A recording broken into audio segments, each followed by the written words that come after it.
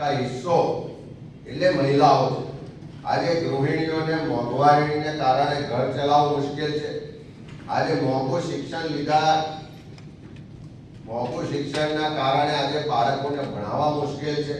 કાયદો વ્યવસ્થાની પરિસ્થિતિ કથળી ગઈ છે। બેન દીકરીઓ સલામત નથી।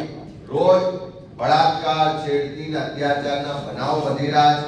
અને ખાસ કરીને જે ગુજરાતમાં કાયદો વ્યવસ્થાની પરિસ્થિતિ ખાડે થઈ છે, સરકારનો કોઈ પણ જાતનો ડર નથી રહ્યો। પોલીસ જ્યારે હપ્તાખોરીના રાજને કારણે ગુનેગારોની ગુલામ બની હોય એવી સ્થિતિ છે। દારૂ, જુગારની બધી વધી છે। દારૂ ને ડ્રગ્સ આજે ગલીથી લઈને ગાંધીનગર સુધી દરેક જગ્યાએ મળે છે। યુવાધન બરબાદ થઈ રહ્યું છે। આ દારૂની બદીને કારણે નાની ઉંમરે બેન દીકરીઓ વિધવા થઈ રહી છે। અરે મહિલાઓની જે તકલીફ છે, પીડા છે, જે દર્દ છે, જે આક્રોશ છે, એને પણ આ યાત્રા દરમિયાન વાચા આપીશું ને મહિલાઓને એનો અધિકાર ને સન્માન મળે એ લડાઈને પણ આગળ લઈ જઈશું। સાથે સાથે આજે આ સરકારમાં ભ્રષ્ટાચાર જાણે શિષ્ટાચાર બની ગયો હોય। એક પણ કચેરી એવી નથી કે જ્યાં પૈસા આપ્યા સિવાય કોઈ કામ થાય। હપ્તાખોરીનું રાજ સરકારના બધા જ વિભાગોમાં વ્યાપક રીતે એક દૂષણની રીતે પ્રસરી ગયું છે। મનરેગાનો ભ્રષ્ટાચાર આપણે જોયો છે, નલ સે જલનો ભ્રષ્ટાચાર જોયો છે, રસ્તામાં ખાડા પડતા આપણે જોયો છે। બધી જ કચેરીઓમાં ભ્રષ્ટાચારનું શાસન છે।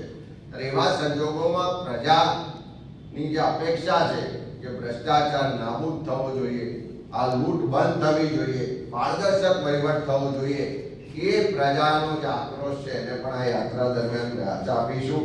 ખાસ કરીને આ જનાક્રોશ યાત્રા સમગ્ર ગુજરાતમાં ભ્રમણ કરવાની છે। અને આ 60 દિવસની યાત્રાના ભ્રમણ દરમિયાન બધા જ વિસ્તારોમાં, બધા જ વર્ગના, બધા જ સમૂહના લોકોને મળીશું, બધાને સાંભળીશું, દરેકને એમને બોલવા માટેનો મંચ આપીશું। એટલે કે જનતાનો મંચ પણ આ યાત્રા દરમિયાન જનમંચ પણ હશે। સાથે સાથે સંવાદ પણ પ્રસ્થાપિત થશે અને સાચી હકીકતો, સાચી જે વિકાસના બળગા ફૂંકવામાં આવે છે એના બદલે સાચી હકીકતો પણ આ યાત્રા દરમિયાન ઉજાગર કરીશું। લોકોને જ્યાં ડર છે, ભય છે કે અમારી વાત કોઈ સાંભળતું નથી, અમને બોલતા ડર લાગે છે, એ ડરને પણ દૂર કરીશું।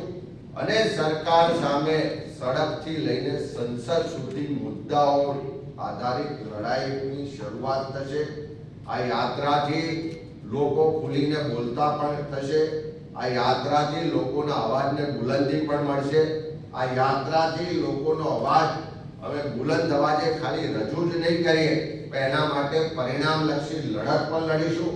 લોકો વચ્ચે જઈશું, લોકોના આશીર્વાદ પણ મેળવીશું અને આખા ગુજરાતના લોકોની જે પરિવર્તન માટેની જે આશા અને અપેક્ષા છે, જે પરિવર્તન માટેની ઝંખના છે, એ ઝંખનાને પરિવર્તનના શંખના સ્વરૂપે ઉજાગર કરી અને 2027માં ગુજરાતમાં પરિવર્તન આવે અને આ જે લોકોના પ્રશ્નો છે, જે સમસ્યાઓ છે, એનું નિવારણ આવે, એ પરિણામલક્ષી લડત લડવાના સંકલ્પ સાથે આ યાત્રાની અમે શરૂઆત કરવા જઈ રહ્યા છે।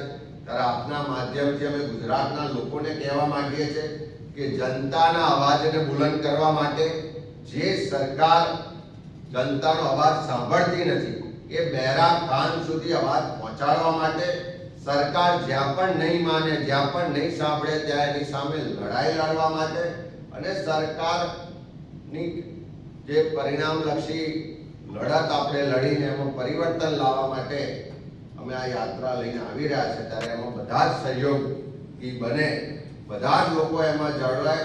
તમારો અવાજ, તમારા પ્રશ્નો, તમારી સમસ્યાઓ, તમારી તકલીફ, તમારા આક્રોશને વાચા આપવા માટેની આ યાત્રા છે। એમાં તમામ વર્ગ વિસ્તારના લોકો જોડાય એવું અમે આહવાન પણ કરીએ છીએ અને અમે આશ્વસ્ત પણ કરીએ છીએ કે આ લડાઈને અમે પરિણામલક્ષી લડાઈ બનાવી અને 2027માં પરિવર્તન લાવીશું।